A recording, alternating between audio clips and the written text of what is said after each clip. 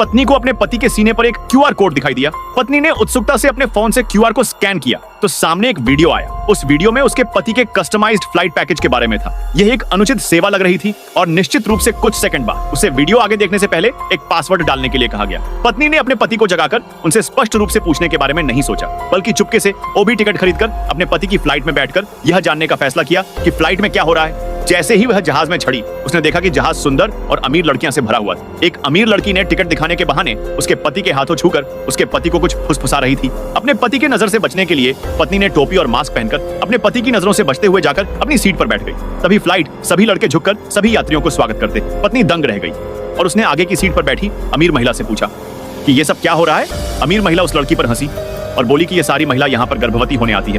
तभी उसका पति हाथ में एक रुमाल लाकर उस अमीर लड़की का हाथ पोंछने लगता।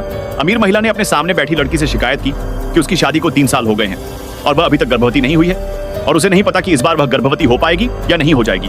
यह बात सुनकर पत्नी ने जैसे ही उठने की कोशिश की, तभी उसका पति आ गया। उसके भी सामने घुटनों के बल बैठकर मुस्कुराते हुए पत्नी को चप्पलें पहनाने लगा। पति ने अपनी पत्नी से यह भी पूछा कि उसे क्या पीना है, संतरे का जूस या ग्रीन चाय। पत्नी ने देखा कि आगे की सीट पर बैठी अमीर महिला ग्रीन चाय पी रही थी और अमीर महिला इसे पीकर काफी खुश लग रही थी। इसीलिए पत्नी ने भी एक गिलास ग्रीन चाय पीने का फैसला किया। जब पति ने यह सुना तो वह तुरंत उत्साहित हो गया और उत्साह से बोला कि यह उड़ान अनुभव उसकी संतुष्टि की गारंटी देगा।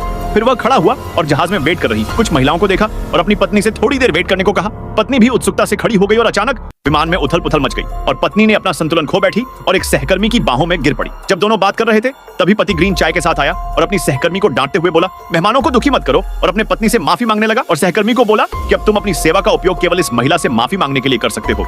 इसलिए सहकर्मी ने पति द्वारा दिया गया ग्रीन चाय लिया और फिर घुटनों के बल बैठकर उसके पत्नी के लिए ग्रीन चाय का एक गिलास भरा। पत्नी ने उत्सुकता से उसे लेकर एक घूंट पिया। उसने देखा कि यह साधारण चाय था, लेकिन इसका स्वाद थोड़ा अजीब था। इसलिए पत्नी अपने सहकर्मी से ग्रीन चाय का मतलब पूछने से खुद को रोक नहीं पाई और सहकर्मी से पूछने लगती। सहकर्मी बताने के लिए इधर उधर देखा कि कोई आसपास तो नहीं है। फिर पत्नी के कान के पास झुककर उसे सच्चाई बताया। उड़ान का समय 5 घंटे का था। उसी महत्वपूर्ण क्षण में पति उड़ान का कार्यक्रम बताने आया और घोषणा की कि केबिन सेवा जल्द ही शुरू होगी।